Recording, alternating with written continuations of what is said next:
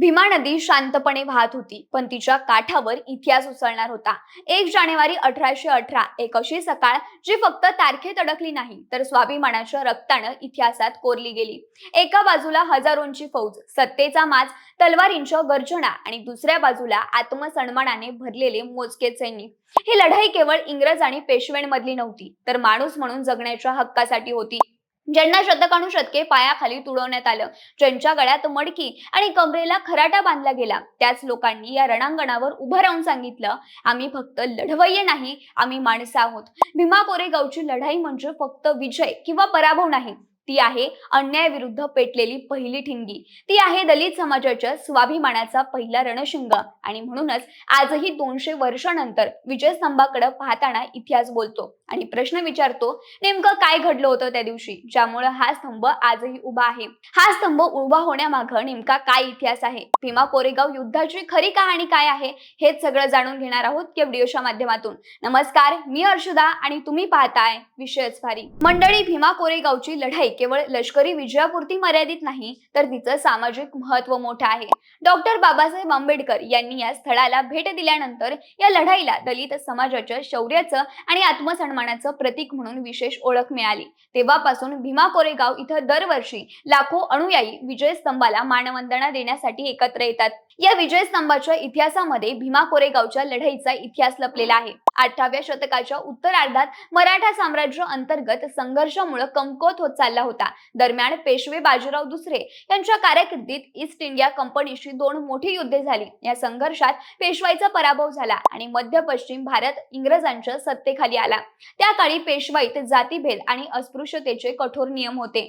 महार, मांग आणि इतर अस्पृश्य समाजाला सार्वजनिक जीवनात अपमानास्पद वागणूक दिली जात होती. रस्त्यावर चालताना त्यांच्या पावलांचे ठसे पुसण्यासाठी कमरेला काटेरी फांदणी बांधण्याची सक्ती होती, तर थुंकीसाठी गळ्यात मडकी लटकवणं, जमिनीवर झोपणं एवढंच नाही तर सार्वजनिक ठिकाणी पाणी पिण्याचा देखील अधिकार त्यांना नव्हता.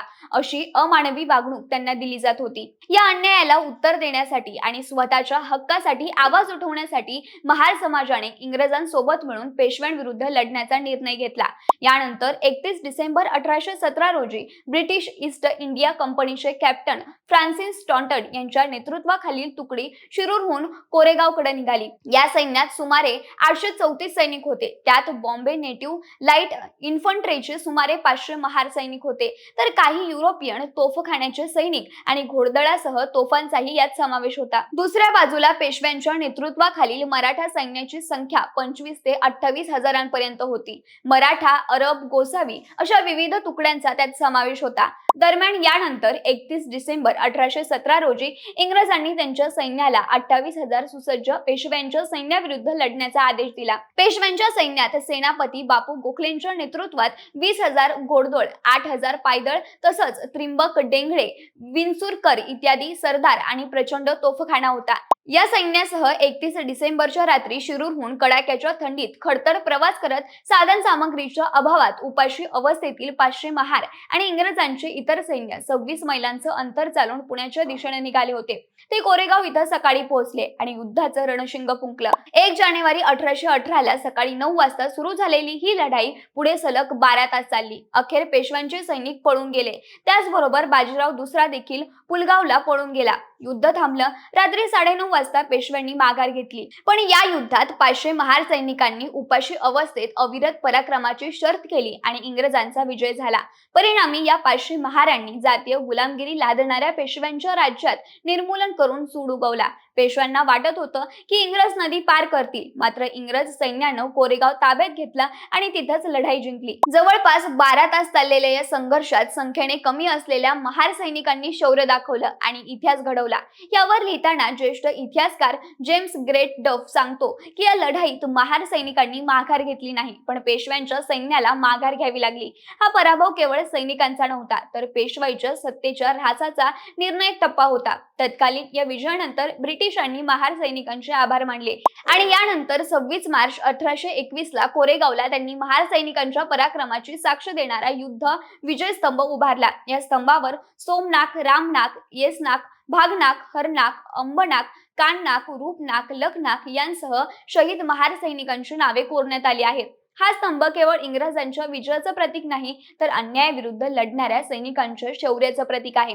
याचबरोबर 1 जानेवारी 1927 रोजी डॉक्टर बाबासाहेब आंबेडकरांनी या विजय स्तंभाला भेट देऊन शहीद सैनिकांना मानवंदना दिली होती. त्यानंतर भीमा कोरेगावची लढाई दलित समाजाचा स्वाभिमान, समतेच्या लढाईचं आणि इतिहासातील अन्यायाविरुद्धच्या संघर्षाचं प्रतीक बनली. मंडळी, साहित्यिक आणि समीक्षक प्राध्यापक ऋषिकेश कांबळे यांनी या लढाईची दुसरी बाजू मांडली आहे. कांबळे यांच्या म्हणण्यानुसार महार समाजाचा समावेश असलेल्या तुकडीनं मराठ्यांना नाही तर ब्राह्मणांना नमवलं होतं. ब्राह्मणांनी जबरदस्तीनं अस्पृश्यता लादल्यानं महार समाज नाराज होता. ही अनिष्ट पद्धत बंद करण्याबाबत महार समाजानं ब्राह्मणांना सांगितलं, मात्र त्यांनी ऐकलं नाही. या कारणामुळेच महार समाजानं ईस्ट इंडिया कंपनीच्या तुकडीत सामील होण्याचा निर्णय घेतला. ते पुढे म्हणतात, ब्रिटिश सैन्यानं महार समाजातील व्यक्तींना लष्करी प्रशिक्षण दिलं आणि पेशव्यांविरुद्ध लढण्याची प्रेरणा दिली. मराठा शक्तींच्या नावावर ब्राह्मणांची पेशवाई होती, त्याविरुद्धची ही लढाई होती. महारांनी या लढाईत ब्राह्मणांना हरवलं. ही लढाई महार समाजाची मराठ्यांविरुद्धची लढाई कधीच नव्हती.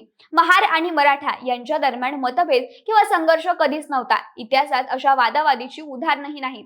ब्राह्मणांनी अस्पृश्यतेची प्रथा बंद केली असती तर ही लढाई कदाचित झालीच नसती, असं कांबळे आवर्जून नमूद करतात.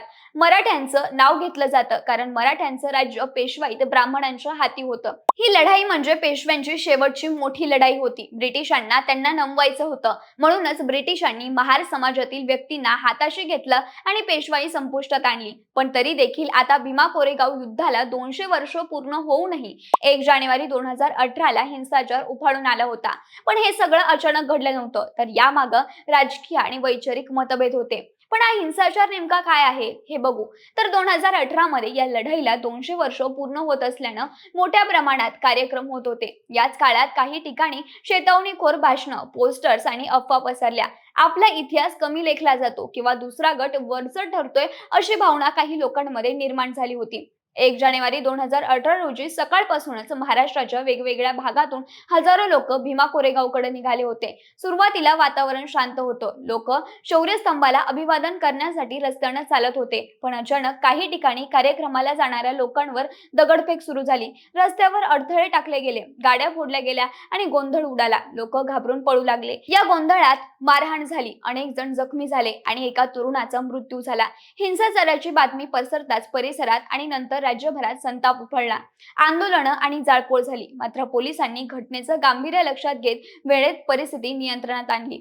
मंडळी, भीमा कोरेगावच्या या युद्धानंतर आणि 2018च्या हिंसाचारानंतर आजही दरवर्षी 1 जानेवारीला देशभरातून लाखो लोक भीमा कोरेगावला येऊन विजय स्तंभाला अभिवादन करतात आणि हा दिवस शौर्य दिन म्हणून साजरा केला जातो. भीमा कोरेगावची ही लढाई फक्त इंग्रज विरुद्ध पेशवे अशी नव्हती, तर ती सामाजिक अन्यायाविरुद्ध उभा राहिलेल्या शोषित समाजाच्या धैर्याची आणि स्वाभिमानाची कहाणी आहे. म्हणूनच आज 200 वर्षांनंतरही या लढाईचा इतिहास जिवंत आहे. बाकी तुम्हाला भीमा कोरेगावच्या युद्धाबद्दल काय वाटतं हे कमेंटमध्ये नक्की सांगा आणि सोबतच आपल्या विश्वास भारीच्या YouTube चॅनलला सबस्क्राईब करायला विसरू नका. धन्यवाद.